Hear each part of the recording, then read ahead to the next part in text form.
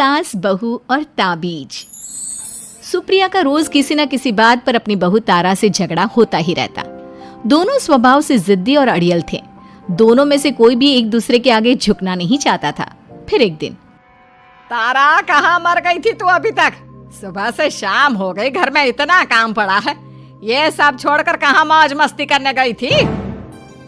आपके घर के सारे काम करने का मैंने ठेका नहीं ले रखा। आप भी तो अपने दोस्तों के साथ किटी पार्टी करने जाती हैं, तब तो मैं आपको नहीं टोकती। अरे मैं तेरी सास हूँ, तू मेरी सास नहीं है। सास है तो क्या मुझे चैन की सांस नहीं लेने देंगी आप? बहुत जबान चलने लगी है तेरी आजकल। आने दे मेरे बेटे को घर पर, फिर देख तेरी कैसे क्लास लगवाती हूँ। आपके पास और काम ही क्या है?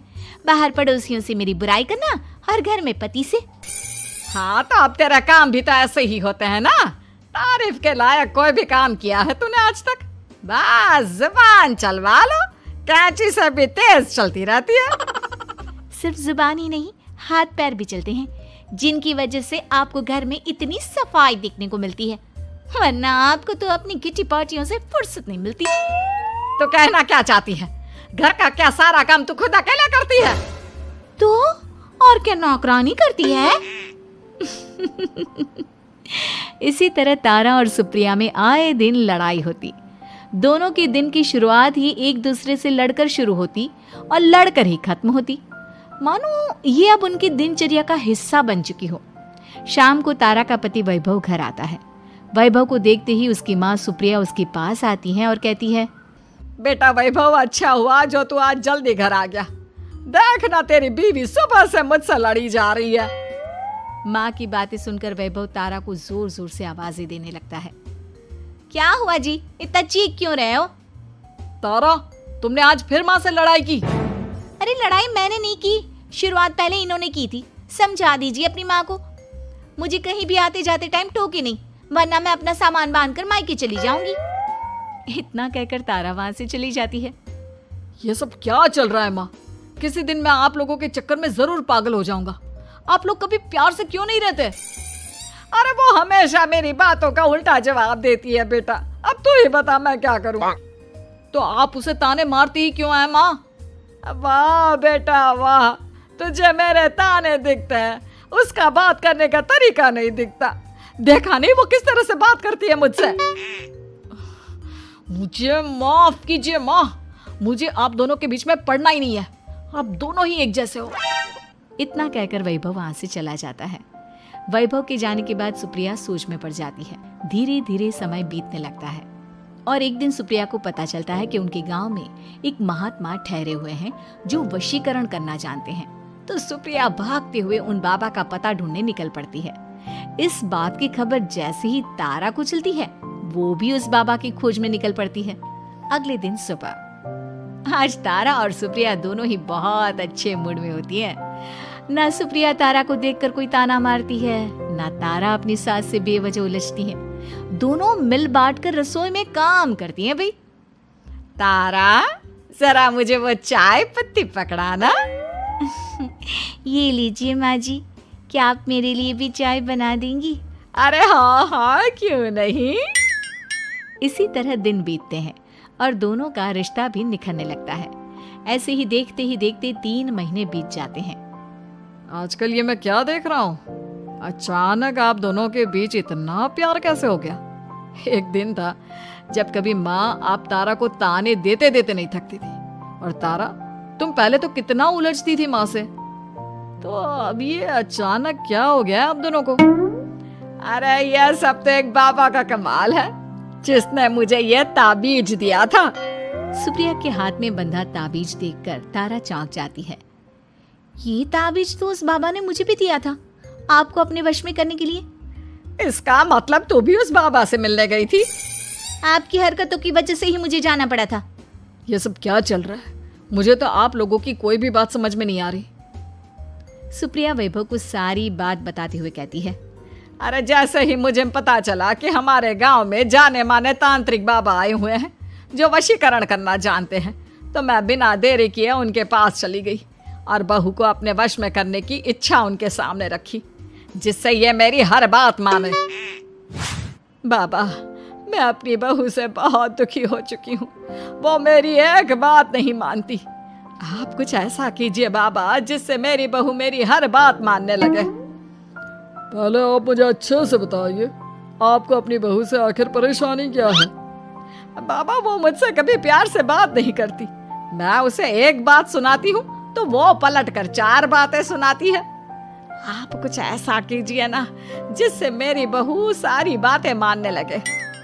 बाबा सुप्रिया की बातों को ध्यान से सुनते हैं और उसके बाद सुप्रिया को एक काले रंग का ताबीज देते हुए कहते हैं, ये ताबीज तुम्हें अपने गले में पहनना है और जब तक मैं ना कहूँ तब तक इसे उतारना मत। तो क्या इस ताबीज की मदद से मेरी बहू मेरे वश में हो जाएगी? सिर्फ वश में ही नहीं, इस ताबीज के कारण तुम्हारी बहू तुम्हारे आगे पीछे भी घूमने लगेगी। लेकिन बस तुम्हें कुछ काम करने होंगे। कैसा काम बाबा जी? तुम्हें अपनी जुबान पर काबू रखना होगा। उससे जो भी काम करवाना हो हमेशा प्यार से बात करनी होगी। धीरे धीरे वो तुम्हारी मुट्ठी में आ जाएगी। अरे ठीक है बाबा जी, जैसा आप कहेंगे ठीक मैं वैसा ही करूंगी। तारा ये सब सुनकर चौंक जाती है। ऐसा ही कुछ तो मेरे साथ भी हुआ था जब मैं उस बाबा से मिलने गई थी। बाबा जी, मैं अपनी सास से बहुत तंग आ चुकी हूँ। वो हर रोज़ किसी न किसी बहाने मुझसे लड़ती रहती हैं। आप प्लीज़ कुछ ऐसा करिए ना जिससे मेरी सास सुधर जाए और मुझे बेवजह टोकना बंद कर दे।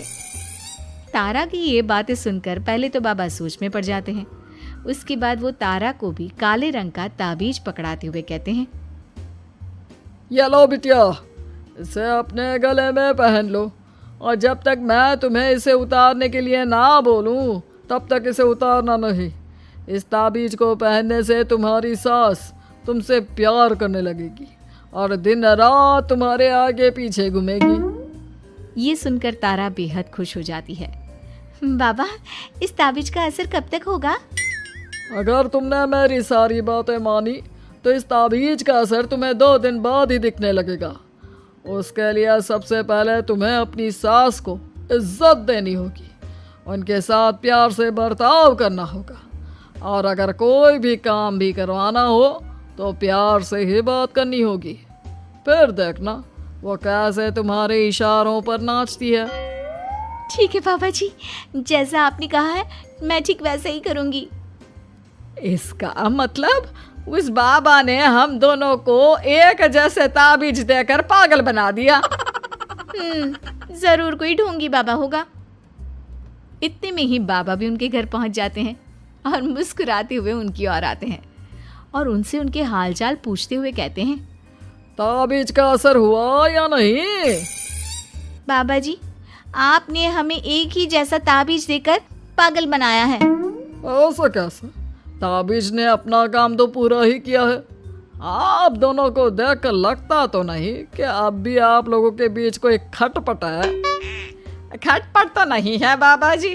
अब तो मेरी बहू मेरी हर छोटी बड़ी ज़रूरतों का ख्याल रखती है, मेरी सेवा करती है। हाँ, वैसे अब तो मम्मी जी मुझे ताने भी नहीं देती और ना ही कहीं आने जाने में टोकती हैं।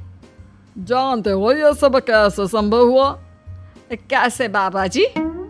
यह सब तुम दोनों के कारण ही संभव हुआ है। मैंने जो ताबीज दिया था वो सिर्फ एक धागा ही था। ये चमत्कार तो तुम दोनों ने अपनी जुबान पर संयम रखकर प्यार और संयम के साथ काम करके किया है। बिटिया, कुछ कमी तुम्हारे अंदर थी तो कुछ कमी तुम्हारे सास के अंदर थी। इसीलिए तुम दोनों को सुधारने और तुम्हारी गलती का एहसास कराने का यही एक रास्ता था।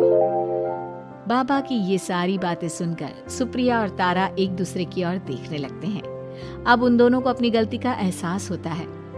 शायद आप सही कह रहे हैं बाबा। मैंने कभी अपनी बहू को समझने की कोशिश ही नहीं की।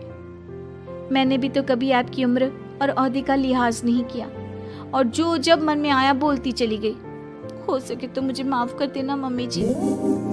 चलो फिर अगर सब ठीक ही हो गया है तो बाबा जी अब आप भी वापस अर्जुन बन जाइए। वैभव की बात पर बाबा अपनी नकली दाढ़ी हटाते हैं तो उसे देखकर सास बहू हैरान रह जाती हैं। अरे अर्जुन भैया, आप? हाँ भाभी, आप दोनों के रोज रोज वाले झगड़ों से परेशान होकर एक दिन मेरे इस दोस्त ने एक प्लान बनाया और मेरी मदद मांगी, तो मैं इनकार कैसे कर सकता था। और देखिए आज उसका नतीजा हम सबके सामने है। सब जोर जोर से हंसने लगते हैं।